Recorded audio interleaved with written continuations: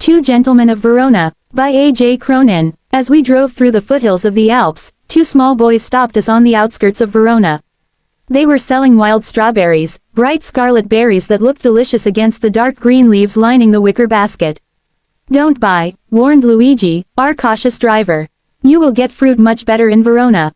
Besides, these boys," he shrugged his shoulders to convey his disapproval of their shabby appearance.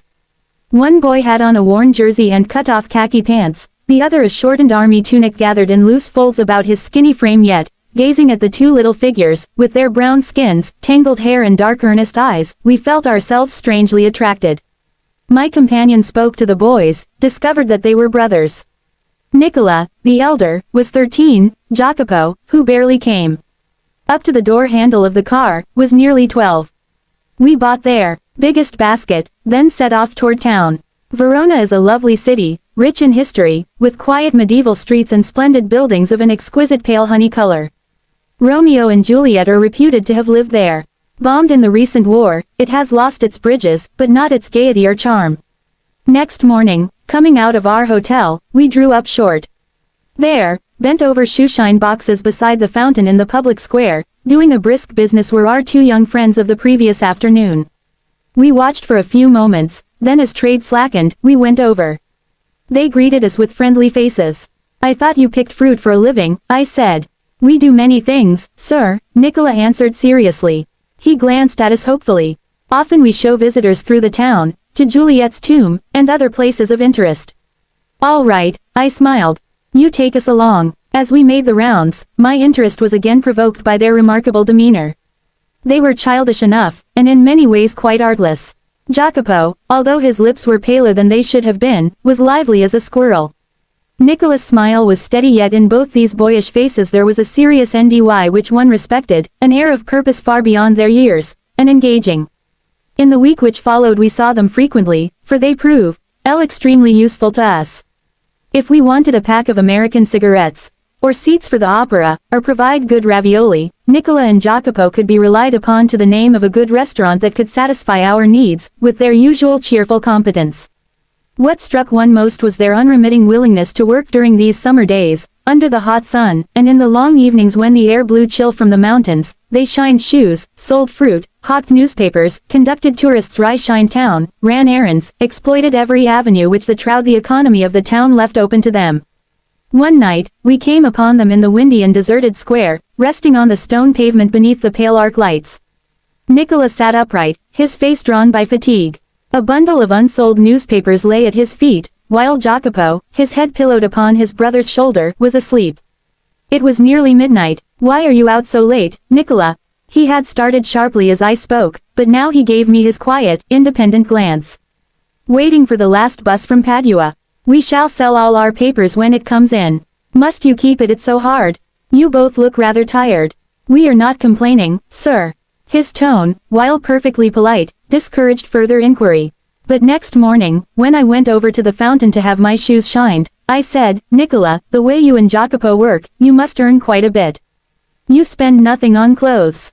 You eat little enough. When I see you having a meal it's usually black bread and figs. Tell me, what do you do with your money?" He colored deeply under his sunburn, then grew pale. His gaze fell to the ground. "You must be saving up to emigrate to America," I suggested. He looked at me sideways, spoke with an effort. "We should greatly like to go to the States. But here, at present, we have other plans." "What plans?" He smiled uncomfortably, with that remote air which never failed to baffle me. "Just plans, sir," he answered in a low voice. "Well," I said, "we're leaving on Monday. Is there anything I can do for you before we go?" Nicola shook his head, but suddenly Jacopo's nostrils quivered like a puppy's and he piped up eagerly. "Sir," he burst out, "every Sunday we make a visit to the country, to Paletta, 30 kilometers from here. Usually we hire bicycles, but tomorrow, since you are so kind, you might send us in your car." I had already told Luigi he might have the Sunday off. "However," I answered, "I'll drive you out myself." There was a pause. Nicola was glaring at his young brother in vexation. "We could not think of troubling you, sir. It won't be any trouble." He bit his lip, then, in a rather put-out tone, he said, "Very well. The following afternoon we drove to the tiny picturesque village set high upon the hillside amidst sheltering chestnut groves with a few pines on the upper slopes and a deep blue lake beneath. I imagined that our destinations would be some humble dwelling. But, directed by Jacopo's shrill treble, we drew up at a large red-roofed villa, surrounded by a high stone wall. I could scarcely believe my eyes, and before I could recover breath my 2 passengers had leapt nimbly from the car. "We shall not be long, sir. Perhaps only an hour. Maybe you'd like to go to the cafe in the village for a drink." They disappeared beyond the corner of the wall. When a few minutes had elapsed I followed. I found a grilled side entrance and, determinedly, rang the bell. A pleasant-looking woman with a ruddy complexion and steel-rimmed spectacles appeared.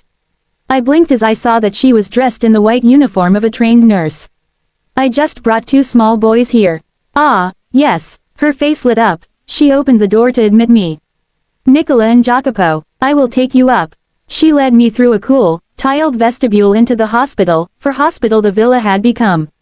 We traversed a waxed and polished corridor between well-equipped wards.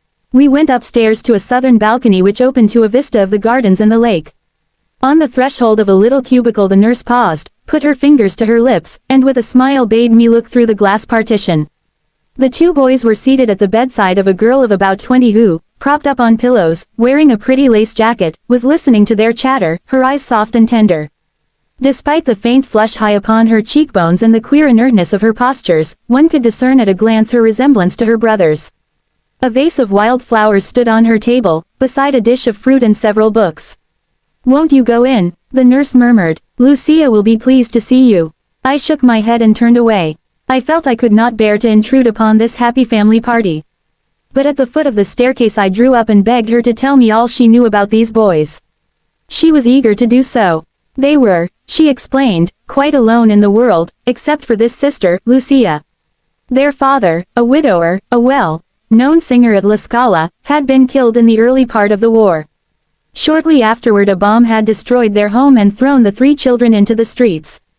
They had always known a comfortable and cultured life. Lucia had herself been training as a singer, and they had suffered horribly from near starvation and exposure to the cold Veronese winter. For months they had barely kept themselves alive in a sort of shelter they built with their own hands amidst the rubble. Then the German elite guard established headquarters in Verona and for 3 dreadful years ruled the city with ruthless severity. The boys grew to hate those harsh, unwanted masters, and when the resistance movement began secretly to form, they were among the first to join. It was not a matter of playing war. Their extreme youth and insignificant size, added to an intimate knowledge of the neighboring hills, made them immensely valuable. They were used to carry messages to the forces of liberation and, more dangerous still, to ferret out information on the movements of the German troops. The good nurse broke off, her eyes moist, then with even deeper feeling she went on. "I need not tell you how fine they were, these infants. How they went in the darkness, through the mountain passes with letters in their shoes which might cause them to be shot, and when it was all over, and we had peace at last, they came back to their beloved sister. And they found her, suffering from tuberculosis of the spine, contracted during the miseries of the war." She paused, took a quick breath. "Did they give up? I do not have to answer that question. They brought her here, persuaded us to take her into the hospital. In the 12 months she has been our patient, she has made good progress. There is every hope that one day she will walk and sing again. Of course, everything is so difficult now, food so scarce and dear, we could not keep going unless we charged a fee. But every week, Lucia's brothers have made their payment." She added simply, "I don't know what they do, I do not ask. Work is scarce in Verona. But whatever it is, I know they do it well." "Yes," I agreed, "they couldn't do it better." I waited outside until the boys rejoined me, then drove them back to the city. They sat beside me, not speaking, in a mood of quiet contentment. For my part, I did not say a word. I knew they would prefer to feel that they had safely kept their secret. Yet this silent epic of youthful devotion had touched me deeply. War, with its attendant horrors, had not broken their spirit. And, if an untimely maturity had been forced upon them, at least they had accepted it with dignity and courage. Their selfless action brought a new nobility to human life, gave promise of a greater hope for human society.